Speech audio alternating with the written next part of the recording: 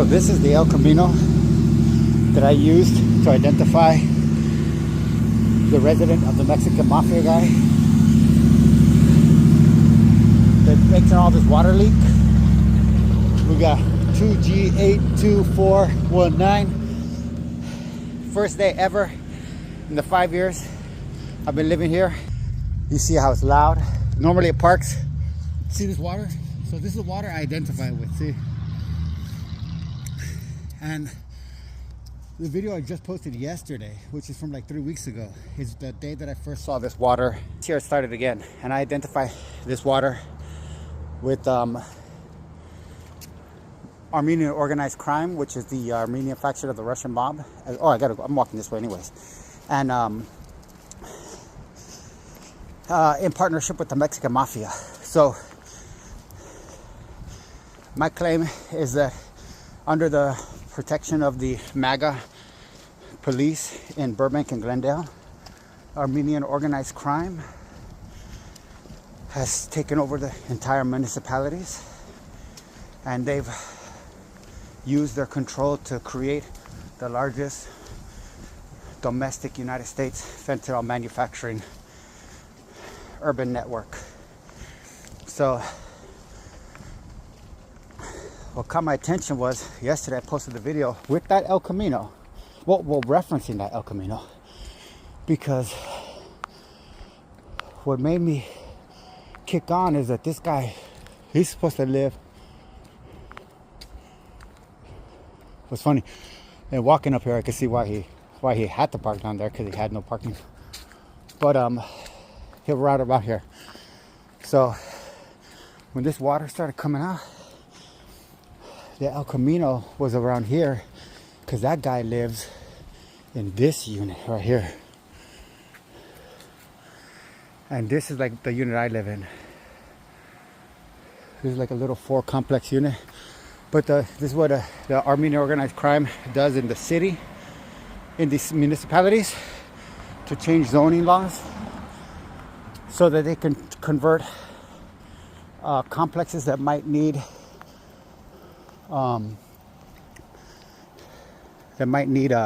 inspections, city inspections, into private property. So that's the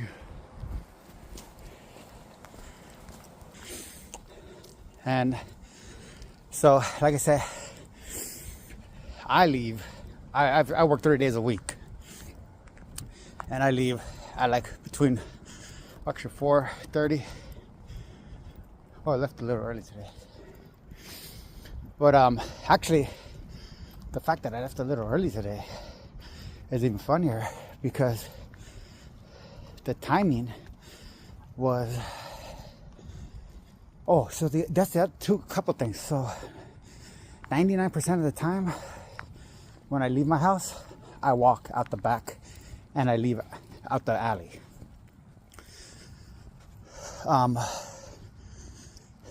Then this morning, because I want to get a bunch of, charge up my tap card. There's a scruffy looking fella walking here.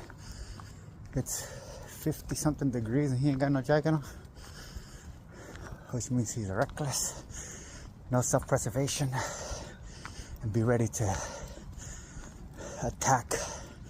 Now he's stopping. What is this? He's crazy.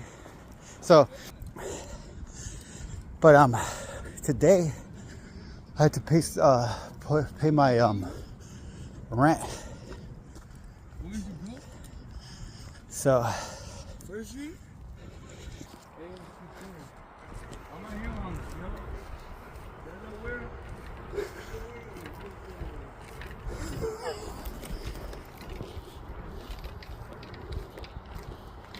does that mean people like that in these circumstances, they get rewarded to come, because Armenian organized crime has a lot of power through the Mexican Mafia. So those guys, they don't get rewarded to be a threat, because obviously you can see he's over exaggeratingly acting like he is in a vulnerable situation and he poses no threat. Speaking very loud on the phone, I'm here, as he's looking for his friend as he's wandering the streets at 3 o'clock in the morning without a jacket on with 56 degrees. So these type of, just like the guy with the car. So I post a video because what I was doing is the funny thing too is, so I'm cleaning up my memory on my phone because this piece of shit Samsung doesn't take a fucking SD card for added memory.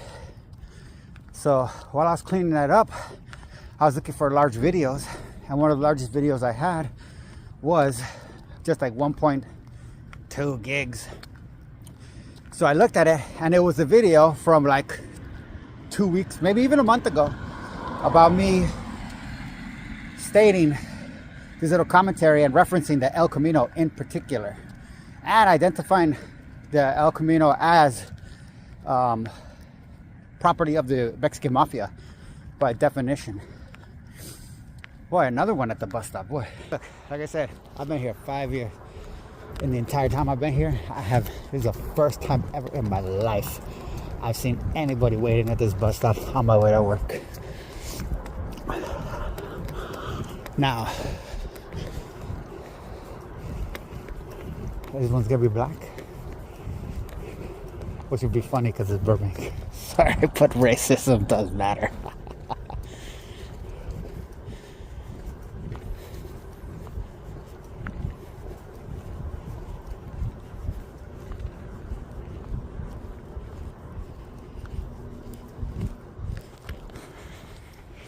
Yeah, he was black, that's funny. And you live in LA.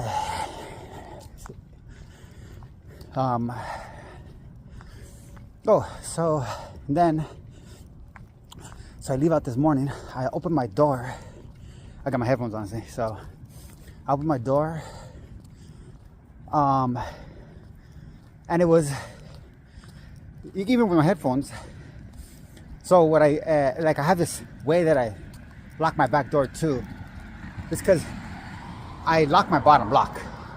And there's two ways to close the door when it's locked. Either slam it so that the thing closes, or the key that I'm gonna lock the door with, I actually use to press the little knob thing that goes into the door, the wood, the stopper, so that when I close the door, I slide the key out and I don't have to slam the door, so I can do it quietly. So while I was doing that process, which normally after I do that, I walk down the stairs, walk into the alley and leave. But today I had to pay my rent, so I had to walk out the front. I mean, I don't have to do anything. These are just choices.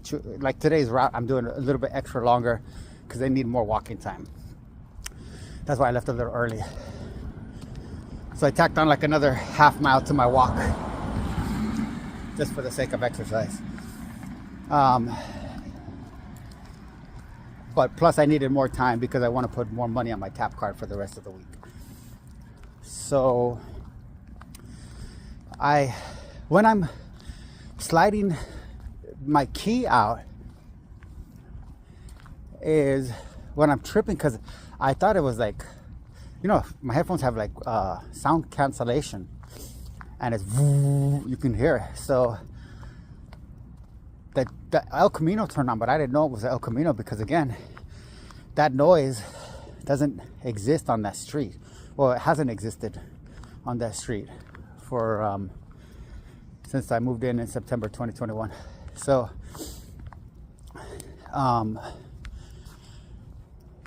it didn't really register that it was a car. I was like thinking, what the fuck are they? And then so I walked down the stairs, and as I'm walking towards the front now, it's getting louder. So I'm thinking, holy shit, maybe that's the like some kind of vacuum cleaner truck at the Ralph's cleaning up the parking lot. And so by paying my rent, I walk into the building next door, which is the same thing, little 4 complex unit owned by an Armenian. And so I go to the next unit, and I'm hearing that through my headphones. I'm hearing that mumble. I mean, because it's not he didn't press the gas at all. So it was, what the hilarious part was that it wasn't until I walk on the grass, I get on the steps. It wasn't until I got on the steps of my landlord's actual staircase that I realized that it was the El Camino sitting right in front of me, because all the windows were moisted over. So I could dude over, so I couldn't see inside at all. I didn't know there was a person inside there. But once I realized it, I paid my rent, and then I turned my phone into a camera and take advantage of what I consider to be a slight miscalculation on the part of the Mexican Mafia to what I consider posture. This is a form of posturing, like in the animal kingdom. It's just with organized crime, the way that they posture is manpower or violence. Back when Armenians first settled in Los Angeles, they were chasing the American dream. But by the early 2000s, some of their grandkids were living a much darker version of it. What began as a tight-knit group of immigrant teens just trying to survive the streets of East Hollywood eventually morphed into something far more dangerous: Armenian Power, later known as Armenian Power 13. These guys weren't just about street cred anymore. They were pulling off million-dollar scams, teaming up with the Mexican Mafia, and linking up with international crime rings. So, all that to say is, there was just a recent, now consider this too, during the Trump administration, he says all narco terrorists that are not from this country, that are immigrants like Armenians, that are bringing drugs into this country, and I believe he means, or manufacturing, even though I don't want to make sense of anything that piece of shit means, because I believe Trump should be murdered.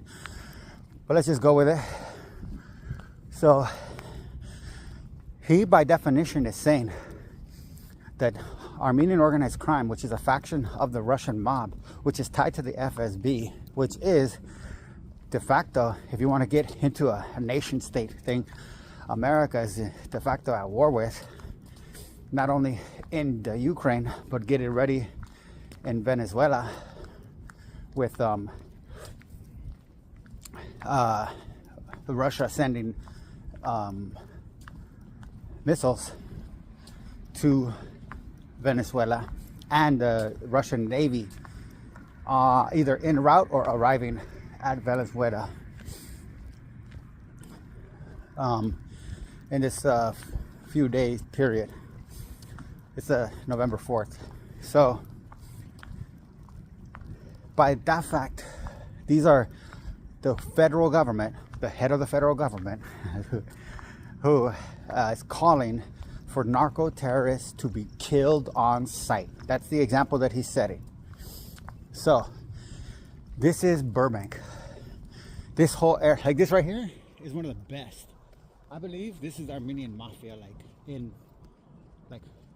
I don't even think it's a joke that it's AM is their logo. I see that as Armenian Mafia. I mean, I know that's not that word, but I just see it as, this is how they're scam artists.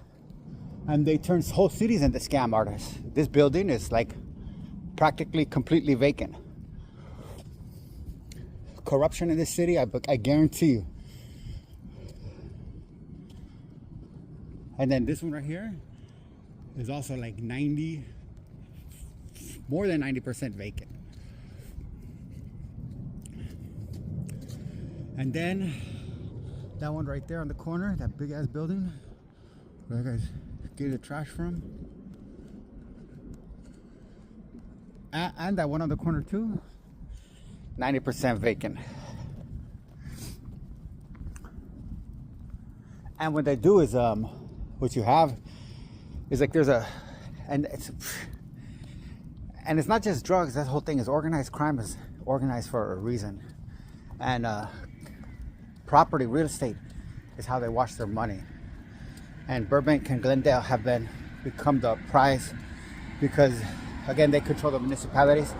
So they use zoning laws to subvert American laws so that they can embark upon criminal enterprises that are now deemed quote unquote legal because the organized crime was able to grease the palms, threaten, or recruit members, non-Armenian members of the municipalities of Glendale, Burbank, and Los Angeles in order to create the cover. So, and to show you too how serious this is, it was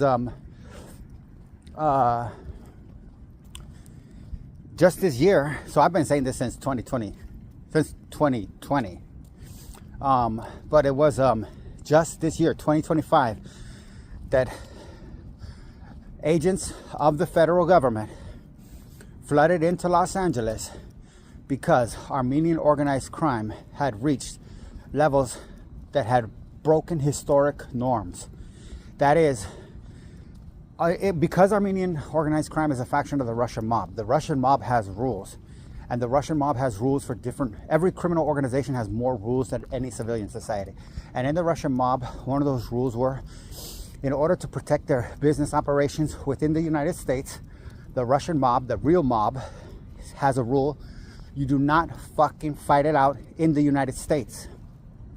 If you go to war against clans because they're broken up into clans, you do not, and each clan has factions. That's where the Armenian organized crime comes in. So you do not fight it out in the United States, because if you burn our fucking business, we will fucking come down. All the clans will come down on you, or yeah, something like that, and we'll fucking. That's how it goes. In the Mexican community, if a gang is ordered to what they call pay rent to the Mexican Mafia, because every gang has to pay a rent to have in the LA, every Mexican gang, in order to have the brand, it's a logo. It's a corporate logo. The SUR, which is Sur or Sureños, SURENOS, Sureños. Those are brand logos, and each gang member, even if you see him as a kid, has to pay rent to a system, a network that starts an economy that starts at the level of the street gang, and the leadership of the street gang is taught how to recruit children, and once he's recruiting children, it's like a automated what's that guy? Oliver Twist.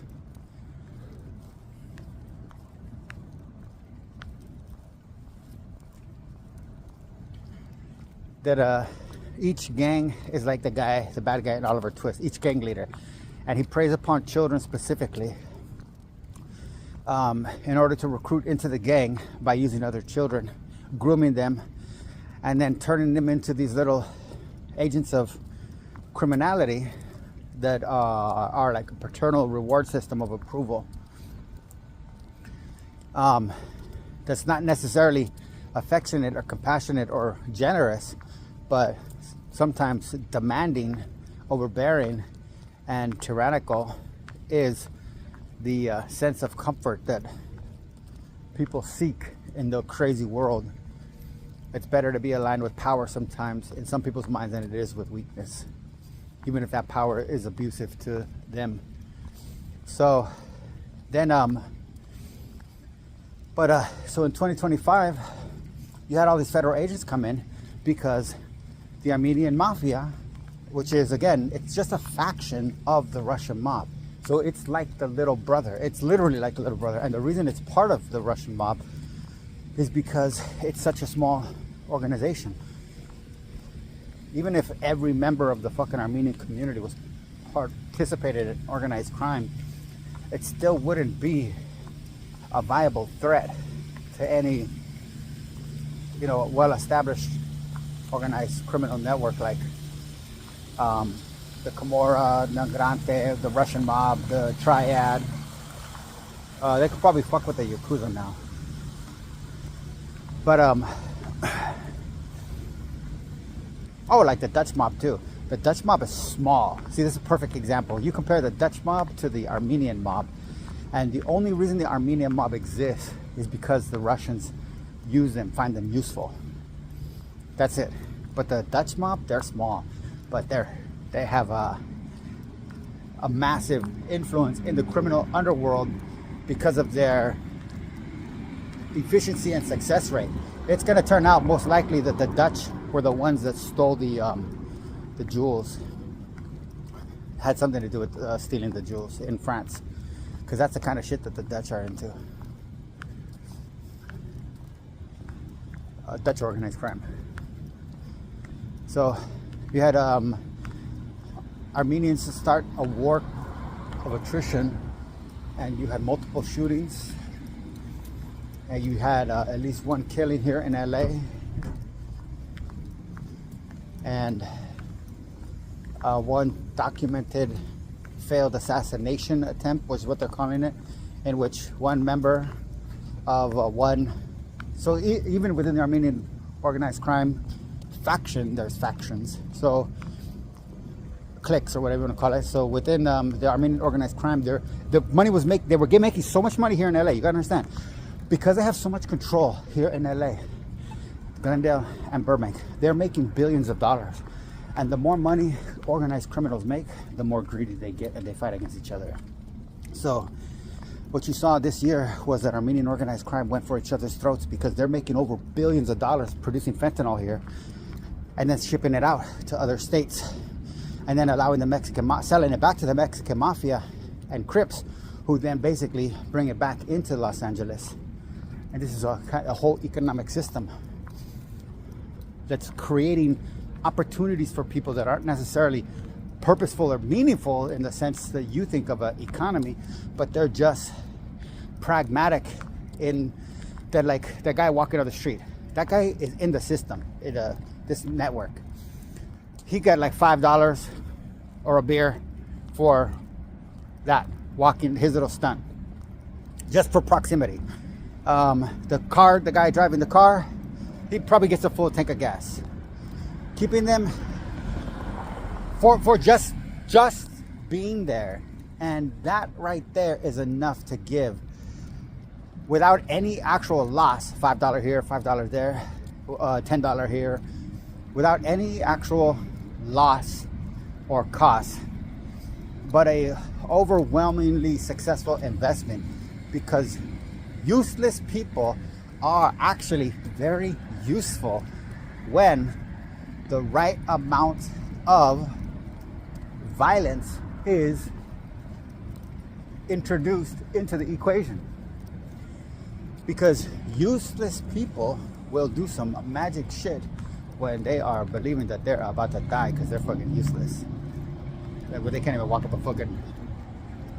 This is a good one here. I got another good one.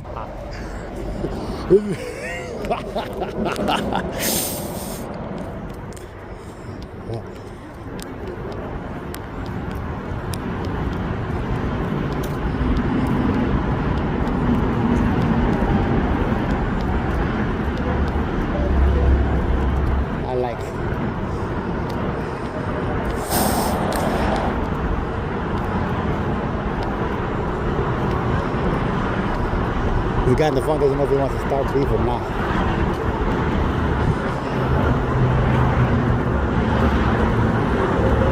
Because they got rules of engagement too. You want to get crazy? You want a bridge, brother? Here's a perfect place to get crazy.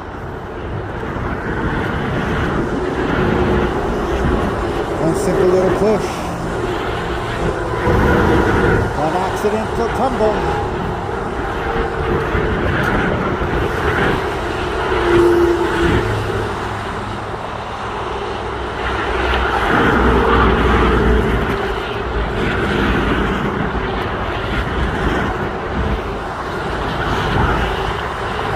But again, what they do for a reward is they're like pets. And people like pets. Pets come in handy.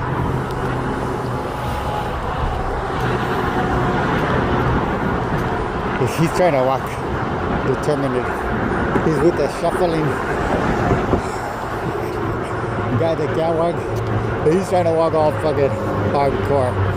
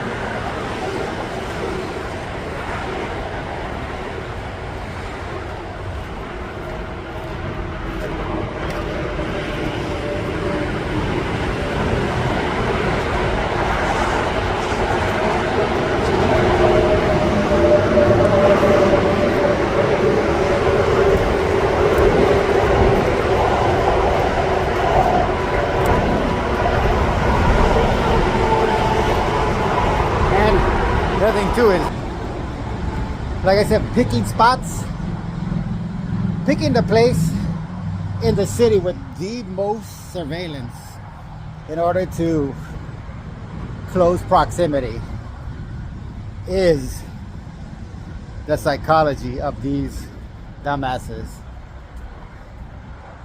But again, it's a risk-reward system. They want a minimal reward for a minimal risk, like a pet. But anyways, I gotta pay my bus card. And our top story tonight, the feds say they have dealt a crushing blow to Armenian-Russian organized crime in the San Fernando Valley. A mob, prosecutors say, ruled with an iron fist and specialized in murders, kidnappings, and massive fraud. Wow, look who showed up. Look who came to the bus.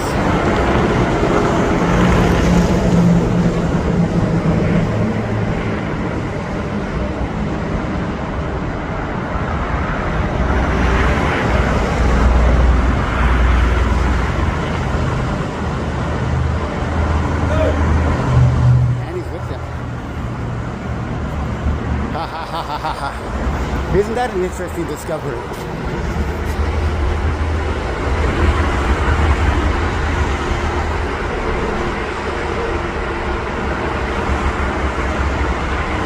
Who could have seen that coming?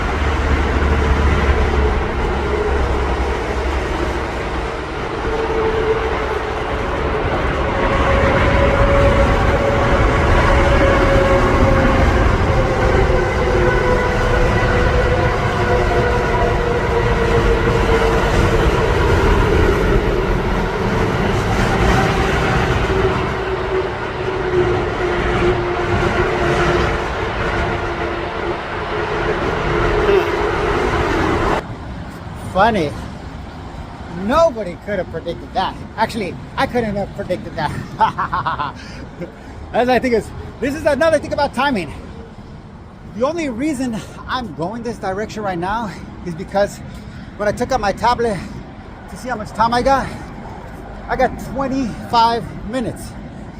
I have 3 days off in a row in which I lay down the whole time. So I realized I got enough time. I got 15 minutes easy to walk up those stairs, walk up this hill, and get just a little bit more exercise. So I was like, oh, fuck, I'll go to the stairs. The only reason I was at the stairs, and when I got to the stairs, the elevator started to go up, which it only happens when somebody presses a button like that guy when I first got there. So I was like, wait, and again, I'm not here all the time, but 3 days a week. So, and there's no one ever else here so far. I mean, it's not a big deal, but so I'm like, oh, it stands out though. So I'm like, oh, somebody's at the elevator too? So 2 people in one day? And as I got to the step and the elevator started to come down, I saw our friend. Now this is what I mean by narco terrorists. by definition, these guys work for the Mexican Mafia because they're targeting me. And they're trying to protect their narco industry. But they do the transport and movement for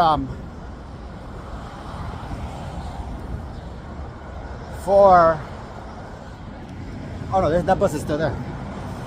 They do the transport and movement and distribution for the Armenians because they have a bigger network, the Mexican Mafia.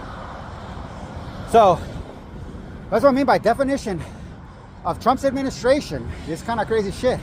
I should have the legal right once identified. And if we'll go like this, if I'm wrong, obviously that's criminal charges on the person that's wrong.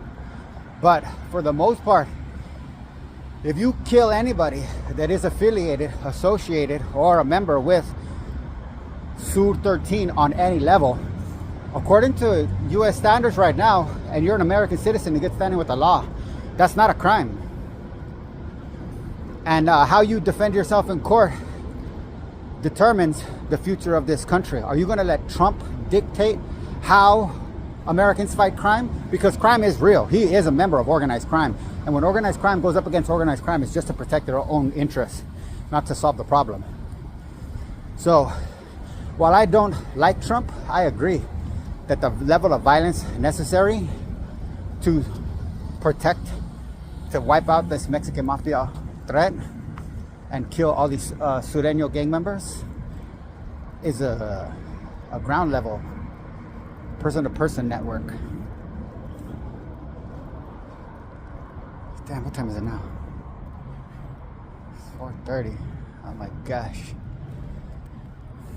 Well, just keep walking. I think I have 12 minutes from this bus stop.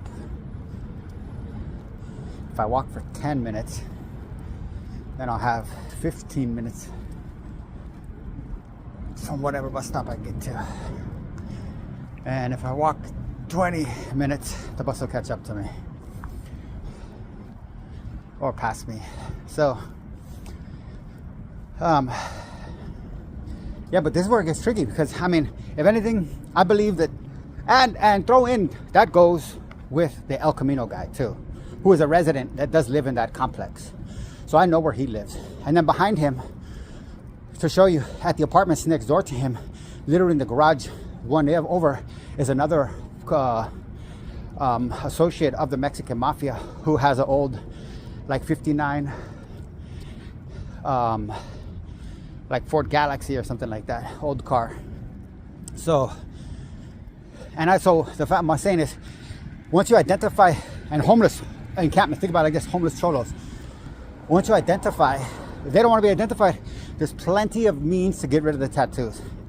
And even if they are real gangsters that want to be real gangster criminals, by definition, they would want to get rid of the tattoos anyways, so that they can get away with more crime and move up the ranks, so to speak. But anyways, stupid is as stupid does. You can't save stupid. Whether it's an organized criminal or a genuinely law-abiding citizen. But should American citizens have the right, once they identify the residents? I got 2 known residents of Mexican Mafia in Burbank. And since the Burbank PD are protecting the Mexican Mafia because of their deal with the Armenian organized crime, then you gotta understand that Burbank PD ain't doing shit.